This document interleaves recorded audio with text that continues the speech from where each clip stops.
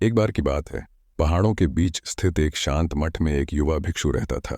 मठ के शांत वातावरण के बावजूद युवा भिक्षु अक्सर अपने विचारों और भावनाओं से परेशान रहता था।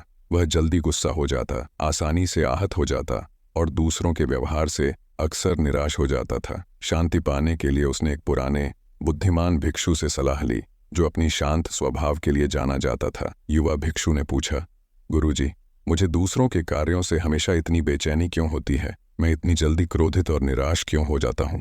बुद्धिमान भिक्षु मुस्कुराए और युवा भिक्षु को एक छोटे तालाब के पास बैठने के लिए कहा। उन्होंने कहा, इस तालाब को देखो, जब हवा चलती है तो पानी का क्या होता है? युवा भिक्षु ने उत्तर दिया, इसमें लहरें उठती हैं। फिर बुद्धिमान भिक्षु ने पूछा, और जब हवा नहीं चलती?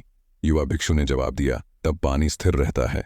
बुद्धिमान भिक्षु ने कहा, तुम्हारा मन भी इस पानी की तरह है। जब तुम बाहरी घटनाओं को, जैसे कि दूसरों के शब्द या कार्य, तुम्हें प्रभावित करने देते हो तो तुम्हारे मन में भावनाओं की लहरें उठती हैं। लेकिन यदि तुम भीतर से स्थिर रहते हो, जैसे बिना हवा का पानी, तो कुछ भी तुम्हारी शांति को भंग नहीं कर सकता। युवा भिक्षु ने समझते हुए सिर हिलाया और पूछा, तो मुझे चाहे जो भी हो, शांत रहना सीखना चाहिए? हाँ, बुद्धिमान भिक्षु ने कहा, ध्यान और करुणा का अभ्यास करो। अपनी भावनाओं को देखो, पर प्रतिक्रिया मत करो। जैसे शांत पानी, तुम पाओगे कि शांति भीतर से आती है, न कि दुनिया को नियंत्रित करने से। उस दिन से युवा भिक्षु ने ध्यान का अभ्यास शुरू किया और अपने विचारों को शांत करने का प्रयास किया। समय के साथ उसने सीखा कि चाहे परिस्थितियां कैसी भी हों, भीतर शांति बनाए रखी जा सकती है और उसका हृदय स्थिर तालाब की तरह शांत हो गया।